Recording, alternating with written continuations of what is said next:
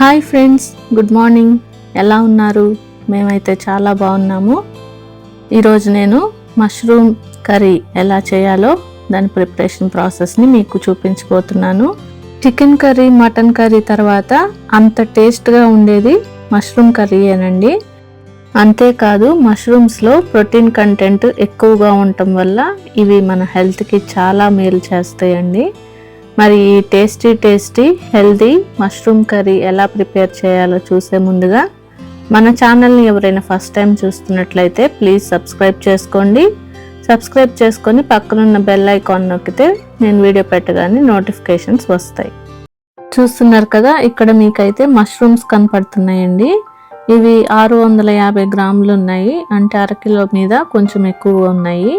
ఇవి hybrid mushrooms. మనకి ఇండియాలో నాటు మష్రూమ్స్ దొరుకుతాయి కదండి, అవి చాలా బాగుంటాయి టేస్ట్. మాకైతే చాలా ఇష్టం. మాకైతే ఇవే దొరికాయి కాబట్టి ఇంకా వీటితోనే కర్రీ చేస్తున్నాను. ఇప్పుడు ఈ మష్రూమ్స్ని వాటర్లో వేసుకొని శుభ్రంగా ఒక 2-3 సార్లు పైనున్న ఈ మట్టి, దానికి ఉన్న కొంచెం డస్ట్ ఇదంతా పోయే విధంగా 2-3 సార్లు బాగా క్లీన్ చేసుకోవాలండి. క్లీన్ చేసుకున్న తర్వాత వాటి మీద ఉన్న తోలుని నేను తీసేసుకుంటున్నాను. చూస్తున్నారు కదా, ముందుగా దాని కాడని ఇలా తీసేస్తే మనకి దాని పైన ఉన్న తోలు ఈజీగా వచ్చేస్తుంది. ఇలా లోపల నుంచి పట్టుకొని ఇలా లాగేయడమేనండి. చాలా ఈజీగా వీటి మీద తోలుని మనం తీసేసుకోవచ్చు. చూస్తున్నారు కదా, ఈ విధంగా మష్రూమ్ పైన ఉన్న లేయర్ అంతా తీసేసుకొని వీటిని మరొక బౌల్లోకి వేసుకుంటున్నాను. ఇలా నేను అన్ని మష్రూమ్స్ని క్లీన్ చేసేసుకున్నానండి. చేసుకున్న తర్వాత మళ్ళీ వీటిని మరొకసారి వాటర్లో వేసుకొని శుభ్రంగా మళ్ళీ క్లీన్ చేసుకున్నాను. చేసుకున్న తర్వాత వీటిని చిన్న చిన్న ముక్కలుగా కట్ చేసుకున్నాను. ఈ మష్రూమ్ కర్రీ చేయటానికి నేను వాడిన పదార్థాలు అలాగే మసాలా దినుసుల్ని కూడా చూపిస్తున్నానండి. ఈ విధంగా చేసుకోండి, కర్రీ అయితే టేస్ట్ అదిరిపోతుంది.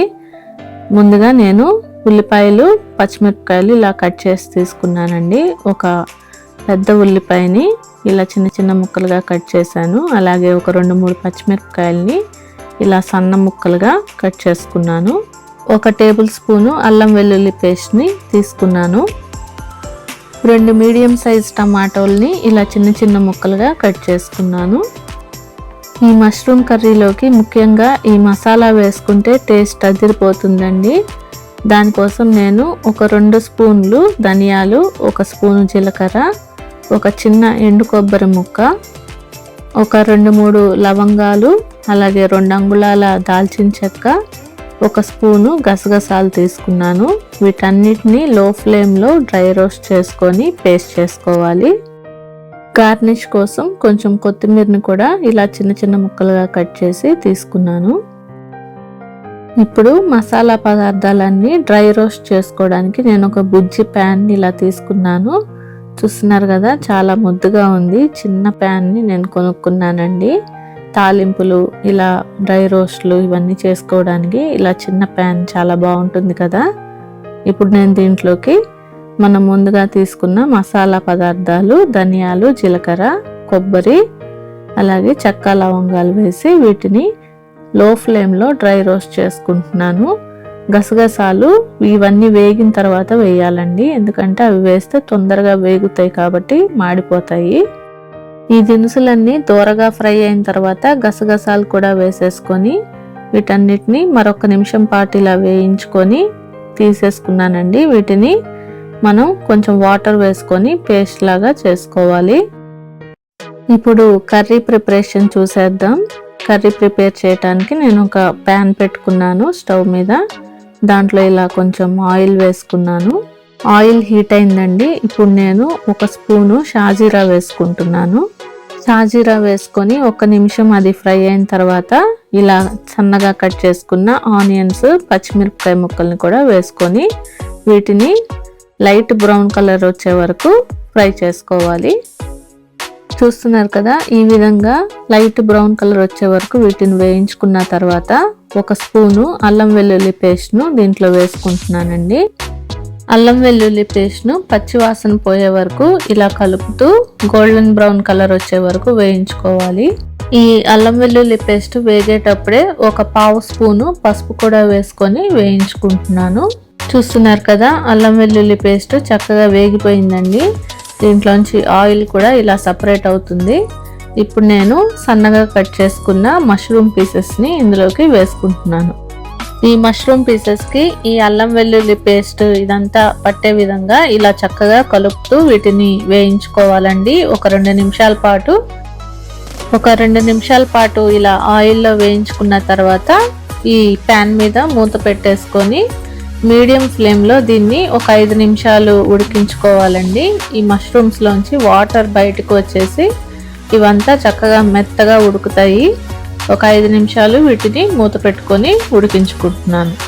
ఒక 5 నిమిషాలు అయిందండి. ఇప్పుడు మూత ఓపెన్ చేసి చూస్తున్నారు కదా, కొంచెం ఆవిరి ఇలా వచ్చింది. మష్రూమ్స్లోంచి వాటర్ బయటకు వచ్చి ఇవంతా చక్కగా ఇలా మెత్తగా ఉడుకుతున్నాయి. వీటిని మరొకసారి ఇలా కలుపుకున్నాను. మరొకసారి వీటిని కలుపుకున్న తర్వాత మళ్ళీ దీని మీద మూత పెట్టుకొని ఒక 5 నుంచి 10 నిమిషాల సేపు వీటిని లో టు మీడియం ఫ్లేమ్లో ఉడికించుకోవాలండి. మష్రూమ్స్ ఉడికిపోయి బాగా దగ్గర పడే వరకు వీటిని ఉడికించుకుంటున్నాను.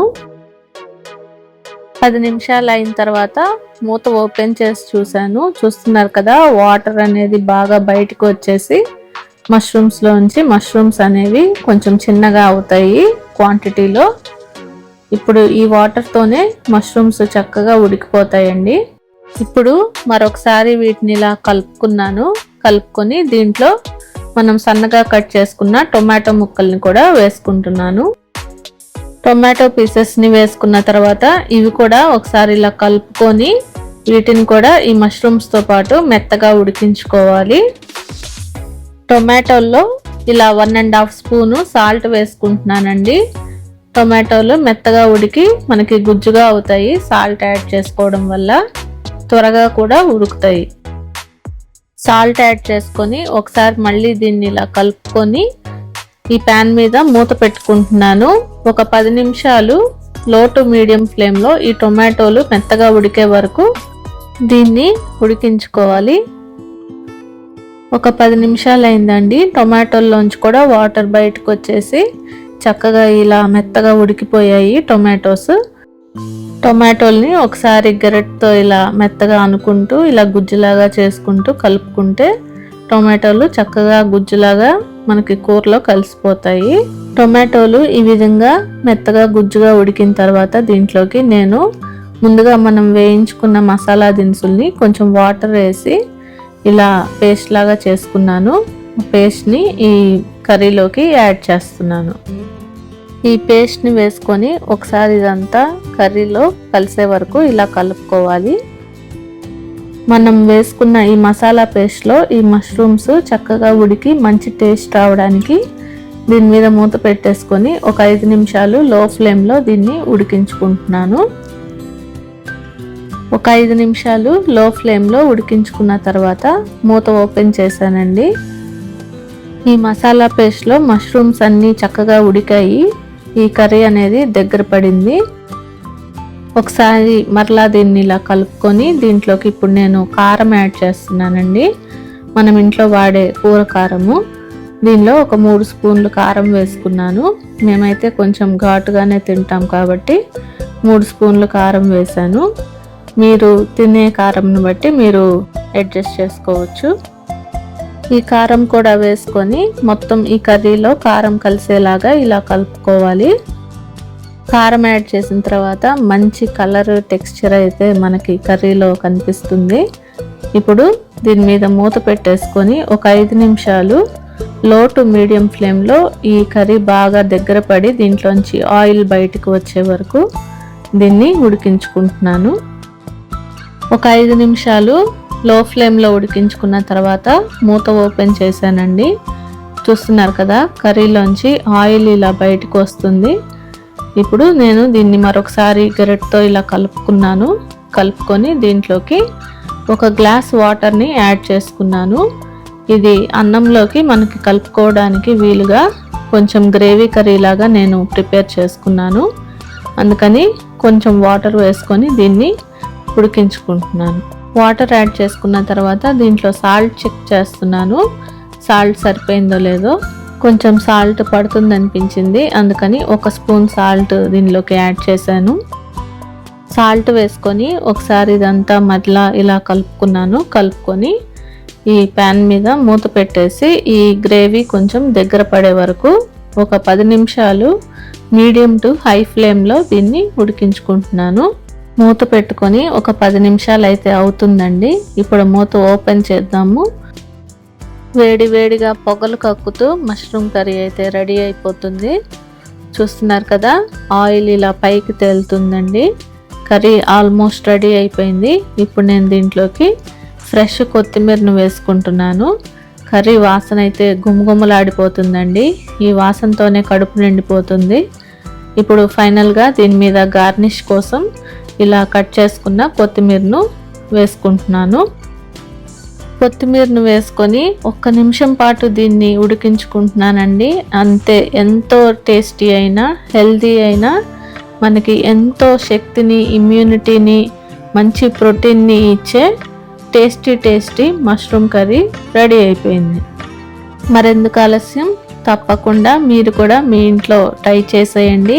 ఈ వర్షాకాలంలో ఇటువంటి కర్రీస్ని చేసుకొని తినడం వల్ల మనకి ఇమ్యూనిటీ పెరుగుతుంది, అలాగే మంచి ప్రోటీన్ కూడా మన శరీరానికి అందుతుంది. మేమైతే వేడిగా రైస్లోకి ఈ కర్రీని వేసుకొని లాగించేసామండి. చికెన్, మటన్ కన్నా చాలా టేస్టీగా అనిపించిందండి. రెగ్యులర్గా తినే చికెన్, మటన్ కన్నా ఇటువంటి వెరైటీ కర్రీస్ చేసుకొని తింటుంటే మనకు కూడా నోటికి చాలా బాగుంటుంది. ఈ మష్రూమ్ కర్రీ మామూలు వైట్ రైస్లోకే కాకుండా బగారా రైస్లోకి చాలా బాగుంటుంది. అలాగే పరాటాస్, రోటీస్ వీటన్నిటిలోకి కూడా చాలా టేస్టీగా, యమ్మీగా ఉంటుంది. ఈ రెసిపీ మీరు చూసారు కదా, మీకు నచ్చినట్లయితే తప్పకుండా ఒక లైక్ ఇవ్వండి ఫ్రెండ్స్. అలాగే మన ఛానల్ని మీ ఫ్రెండ్స్కి, ఫ్యామిలీ మెంబర్స్కి షేర్ చేయండి. మరొక టేస్టీ అండ్ హెల్తీ రెసిపీతో మళ్ళీ మీ ముందు ఉంటాను. Thank you for watching friends. Keep smiling. Take care. Bye.